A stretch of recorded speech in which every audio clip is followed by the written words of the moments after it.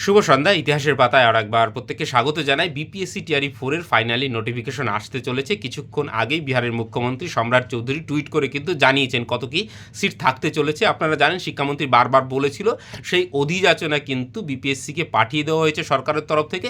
এইবার BPSC notification আকারে official ওয়েবসাইটে যখন জারি করবে তখন আমি নিশ্চয়ই গ্রুপে দিয়ে দেবো। গ্রুপের সঙ্গে যুক্ত হয়ে থাকতে কমেন্ট সেকশনে লিঙ্ক দেওয়া থাকলো, এবং সেই সঙ্গে বলে রাখি টোটাল ভ্যাকান্সি থাকছে কিন্তু 32,388। যে 20,000 বলছিল সেটা থেকে বেড়ে কিন্তু 32,000-এ গিয়ে ফাইনালি দাঁড়ালো। এবং এই কিছুদিন আগেই বিহারের যে শিক্ষামন্ত্রী তিনি কিন্তু বলেছিলেন যে 63,000 যে পিআরটি টিচার সেটা এক্সট্রা হয়ে গেছে। তো সেই হিসাবটা কিভাবে করেছে আমি জানি না, তবে এইটা শুনে মনটাও খারাপ হয়েছিল। সে সময় আপনাদের আর জানাইনি যে মানে এরকম কেন বলছে যে এত এক্সট্রা টিচার, সেই হিসাবটা আমি নিশ্চয়ই পরে বুঝেছি যে কিভাবে, সেই বিস্তারিত আর যাচ্ছি না। কিন্তু পিআরটিতে সংখ্যাটা কম থাকছে, 3,847টার মতন সিট থাকছে প্রাইমারিতে। আপার প্রাইমারিতে কিন্তু সুযোগটা বেশি থাকছে, 8,563টা। কিন্তু আবার 9-10-এর সুযোগটা কমে যাচ্ছে, 9-10-এ মাত্র 3,877টা সিট থাকছে। এবং 11-12-এ সব থেকে বেশি সংখ্যক সিট থাকছে 16,101টা।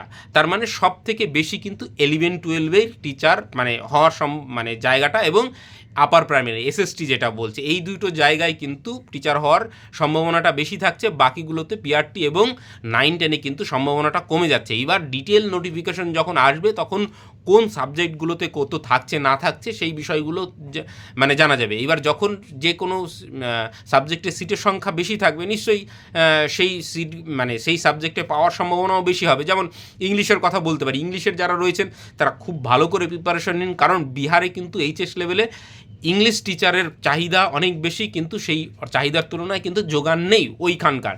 অতএব সেই জন্য কিন্তু সিটগুলো ফাঁকা থেকে যাচ্ছে। সায়েন্সকৃতের ক্ষেত্রেও ভালো একটা সুযোগ আসতে পারে। তো এই রকম যেসব সাবজেক্টগুলো রয়েছে, সায়েন্সের ক্ষেত্রেও কিন্তু প্রচুর সিট ইতিপূর্বে মানে রিজার্ভ ক্যাটাগরির বিশেষ করে ফাঁকা থেকে গেছে। তো এই বিষয়গুলো কিন্তু রয়েছে। তো সেই হিসাবে কিন্তু আপনাদের প্রিপারেশন নিতে হবে। এবং এক্সাম ডেট কবে আসবে মোটামুটি ধরতে পারেন যে পিলি যেহেতু হচ্ছে, কারণ এটা বিপিএসসির ওপরে ছেড়ে দেওয়া হয়েছে, পিলি মেন্স দুটোই হচ্ছে এবং দুটোই এমসিকিউ টাইপের হচ্ছে। তো পিলি ধরে রাখতে পারেন অ্যাপ্রক্স, কোনো অফিসিয়াল নোটিশ না আসা অবধি তো 100% নিশ্চিত হয়ে বলা যায় না। তো সেক্ষেত্রে ডিসেম্বর মানে পিলি, এবং মোটামুটি তার 3-4 মাস পরে আপনি মেন্সের মানে প্রত্যাশা করতে পারেন।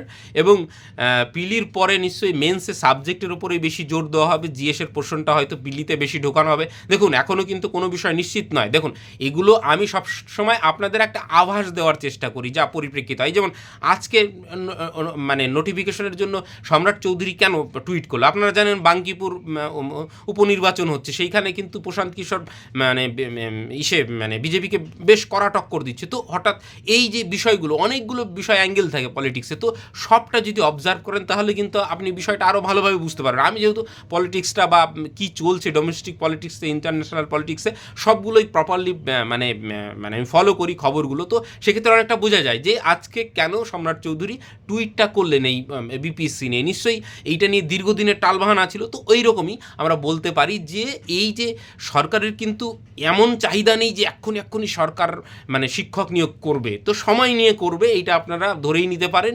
এবং পরবর্তী সময় যখন মেন্স দেবেন আপনারা, সেই সময় কিন্তু টিআরই বলছি এসএলএসটি 3-র একটা কিন্তু সম্ভাবনা রয়েছে। তো ওই একই প্রিপারেশনে কিন্তু দুটো পরীক্ষার প্রিপারেশন হয়েও যেতে পারে সেই সময়, যদি সব ক্যালকুলেশন মোটামুটি ঠিকঠাক থাকে।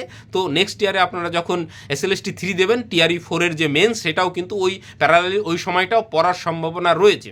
তো এই মোটামুটি একটা আইডিয়া দিলাম, সেইভাবে আপনারা প্রিপারেশান নিন, সাবজেক্ট প্লাস জিএসের পোর্শন। এবং অবশ্যই আপনারা দেখে নিন কোন সাবজেক্টে কত সিট থাকছে, সেই অনুযায়ী প্রিপারেশনটা আপনাকে নিতে হবে। যদি দেখানো সাবজেক্টে সিটই নেই তাহলে তো সেইখানে, যেমন বাংলার যদি সিট দুটো থাকে জেনারেলে ওপেন ফর অল, তাহলে তো সেইখানে মাথা ঘুটে তো লাভ নেই। পরীক্ষা দেবেন, নিশ্চয়ই পরীক্ষা দেবেন, কিন্তু মানে সব কিছু বুঝে শুনে। তারপরে যদি দুটো সিট থাকে তাহলে আপনার ওইখানের থেকে এফোর্ট দেওয়ার থেকে আপনার এসএলএসটি 3-তে এফোর্ট দেওয়া ভালো। তো এইভাবে আপনাকে পুরো সাজাতে হবে বিষয়টা। তো সেই অনুযায়ী দেখা যাক কী পরিস্থিতি দাঁড়ায় এবং কতগুলো কোন সাবজেক্টে সিট থাকে, সেগুলো পুরোটা আমি বিচার বিশ্লেষণ করে দেব। সেই অনুযায়ী আপনারা প্রিপারেশন নেবেন। বাকিটা এসএলএসটি থ্রির জন্য যারা অপেক্ষা করছেন তারাও মানে পড়াশোনা চালিয়ে যান। এটা শেষ হলেই এসএলএসটি টু হলেই এসএলএসটি থ্রিটা আসবে। দেখা যাক কী হয়। প্রত্যেকটা জিনিসই যতটা সম্ভব আমি আপডেট দেওয়ার চেষ্টা করি, আভাস দেওয়ার চেষ্টা করি কি হচ্ছে না হচ্ছে চলছে। তো সেক্ষেত্রে এটাই আমার কাজ, বাকিটা পড়াশোনা করা আপনাদের কাজ, সেটা আপনারা চালিয়ে যান। ভালো থাকবেন, সুস্থ থাকবেন। Thank you.